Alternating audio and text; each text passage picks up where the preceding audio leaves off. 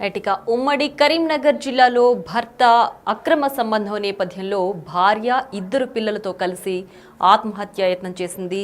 అయితే ఈ ఘటనలో ఇద్దరు పిల్లలతో సహా భార్య మృతి చెందింది. ఈ ఘటన ఉమ్మడి కరీంనగర్ జిల్లాలో విషాదాన్ని నింపింది. వరకట్న వేధింపులు అలాగే అక్రమ సంబంధంతోనే ఆ ఒత్తిడి తట్టుకోలేకనే భార్య ఇలాంటి పని చేసిందంటూ కూడా కుటుంబ సభ్యులు చెప్తున్నారు.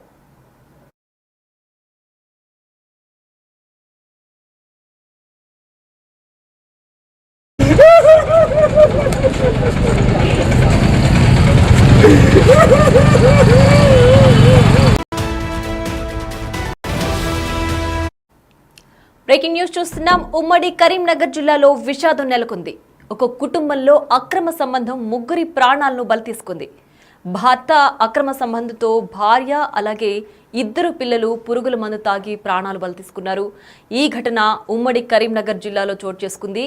అయితే భర్త అక్రమ సంబంధం పెట్టుకోవడంతో భార్యకు ఒత్తిడి పెరిగింది. అయితే రోజు ఈ రెండో పెళ్లికి తనను ఒప్పుకోవాలంటూ కూడా తనపైన ఒత్తిడి తీసుకొచ్చాడు భర్త. ఈ వేధింపులు తట్టుకోలేకనే భార్య ఇద్దరు పిల్లలతో కలిసి పురుగుల మందు తాగి ఆత్మహత్య చేసుకున్నారు. ప్రస్తుతం ఈ ఘటన కరీంనగర్ జిల్లాలో విషాదాన్ని నింపింది.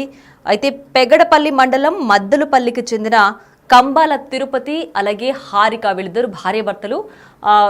ఈ తిరుపతి అనే వ్యక్తికి వేరొక మహిళతో పరిచయం ఏర్పడి అది కాస్త అక్రమ సంబంధానికి దారితీసింది. అయితే ఆవిడతో పెళ్లి చేసుకోవడానికి అలాగే పెళ్లికి ఒప్పుకోవాలంటూ కూడా భార్య పైన తిరుపతి అనే తన భర్త ఒత్తిడి తీసుకొచ్చాడు. ఈ నేపథ్యంలోనే భార్య మనస్తాపానికి గురై ఇద్దరు పిల్లలతో కలిసి పురుగుల మందు తాగి ఆత్మహత్య యత్నం చేసుకున్నారు. ప్రస్తుతం ముగ్గురు ప్రాణాలు కూడా కోల్పోయిన పరిస్థితి ఏర్పడింది. ఉమ్మడి కరీంనగర్ జిల్లాలో ఈ ఘటన ప్రస్తుతం విషాదాన్ని నింపింది. అయితే ఈ ఘటనకు సంబంధించి కుటుంబ సభ్యులు ఏమంటున్నారో ఒక్కసారి చూద్దాం.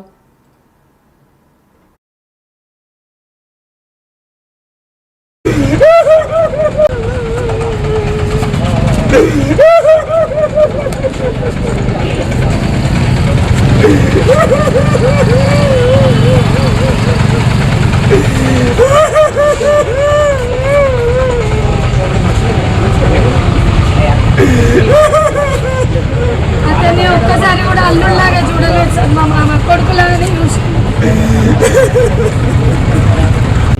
హారిక చనిపోయింది. పిల్లలు క్రిషాంత్, అమ్మాయి పేరు మహంతి లక్ష్మి, 7 సంవత్సరాల పాప, 9 సంవత్సరాల బాబు, 30 సంవత్సరాల మరదలు. దాన్ని అక్రమ సంబంధం కోసం ఇంకో వివాహం చేసుకోవడానికి అంగీకరించమని హింసించిండు.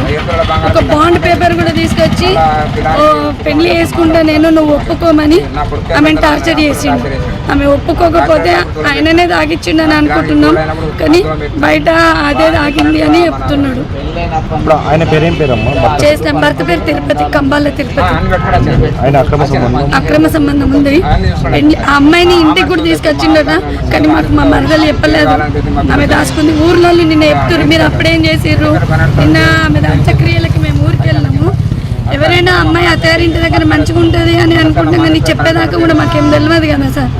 నిన్న అంత్యక్రియలకు పోతే ఊరోళ్ళందరూ అంటారు, ఇంటికి కూడా దాన్ని తీసుకొచ్చిండు, మీరు చూడలేదా, మీరు తెలియదా అని చెప్పి నిన్న మాకు అనేదాకా కూడా మాకు ఏది తెలియదు. ఎన్ని సంవత్సరాల నుంచి అక్రమ సంబంధం 2-3 సంవత్సరాల నుంచి. అంతవరకు మంచిగానే అన్యూన్యంగానే ఉన్నారు సార్. నేను వడ్లేనైతే సార్. నా పేరు విజయ. మద్లపల్లి చెందినటువంటి మా చెల్లి కంబల హారిక, ఆమె కొడుకు కంబల తిరుపతి, వాళ్ళ కూతురైన కంబల మహంత్ 3 రోజుల కింద గడ్డి మందు తాగి చనిపోవడం జరిగింది. అంటే ఒక 2 రోజుల కింద మా చెల్లి చనిపోవడం జరిగింది. అండ్ ఈరోజు పొద్దున ఇద్దరు పిల్లలు చనిపోవడం జరిగింది. ఎందుకంటే ఎక్కువ అక్రమ సంబంధం పెట్టుకొని అదనపు వరకట్నం కోసం మా చెల్లిని మానసికంగా భరించి ఈ క్షోభ భరించలేకనే ఆమె ఈ క్షోభ భరించలేకనే ఈ అక్రమ సంబంధం వేధింపులకు ఈ వరకట్న వేధింపులు భరించలేకనే ఆమె చనిపోవడమే కాకుండా నాతో పాటు నా పిల్లలు కూడా ఈయనకు ఉండకూడదు అని చెప్పేసి ఈయన విషయం తాగి వాళ్ళకి విషయం తాగి చనిపోవడం జరిగింది.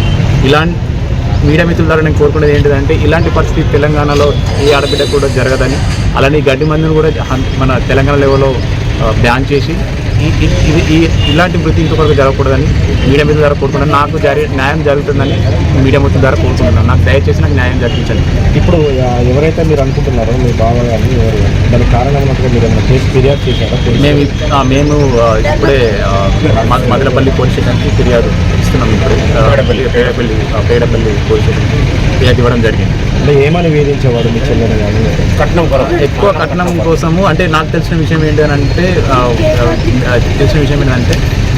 ఆమెను ఈమె లేకపోతే ఇంకొక పెళ్లి అక్రమ సంబంధం ఈజీగా చేసుకోవచ్చు కదా అని చెప్పేసి ఈమెను అడ్డు తొలగించుకుందామని ఈమెను మృతి చెందేలా ప్రేరేపించుకున్నాను. మీకేమైనా అనుమానాలు ఉన్నాయి?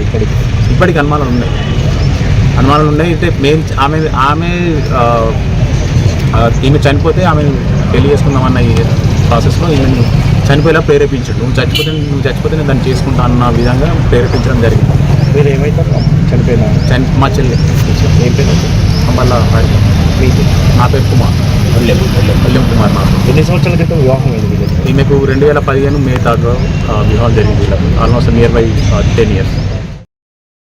అసలు ఎప్పుడు జరిగింది, ఎలా జరిగింది? గురువారం నాడు బుధవారం నాడు పొద్దున మా పెద్దమ్మలు మల్లపట్నం వేసుకుంటున్నారంటే మరి నేను రావాలంటే నాకు పట్నం కట్టి ఉన్నాయి. ఒక్కతే చెప్తే పట్నాలకు పోతా అంటే బుధవారం నాడు మరి నేను రాను నౌకానికి పోతా అంటే మరి నన్ను దించినా అంటే బస్ ఎక్కించిన బతికిపల్లి కట్టి దించిన బస్ ఎక్కించిన మళ్ళీ సాయంత్రం అదే ఇంటికి వచ్చింది బస్సుల్లో. గురువారం నాడు పొద్దున పొలం కాడ మందు కొట్టినాం మా బావ నేను. మబ్బులు 6కి పోయి కొట్టినాం. 10 గంటలకు ఇంటికి వచ్చినాం. అన్నం వండింది, మాకు అన్నం వేసింది. మా బావ తిన్నాడు, నేను తిన్నాను అంటే స్కూల్కి పిల్లలు వ్యాన్కి ఎక్కించినాక తిన్నా అన్నది. మంచిగా ఉన్నాం. మధ్యాహ్నం 1 గంటకు నేను జనగం కథపోతున్నాను. 1 గంటకి ఇంటికి వెళ్ళిపోయిన పోగా కూడా దూరం బాగుంది. మెల్లగా పడి తినిపోతే అయిపో అప్పుడు తిన్నాం. పొద్దున 10కి తినిపోతే అక్కడ తింటే ఫోన్ ఎక్కడ లేట్ అవుతుందండి. కరీంనగర్ దాటినాక మళ్ళీ ఫోన్ చేసింది. ఎక్కడ దాకా పోయినా కరీంనగర్ దాటినామన్నా. తిన్నావా అంటే ఇంకా తినలేదు, తింటా అన్నా.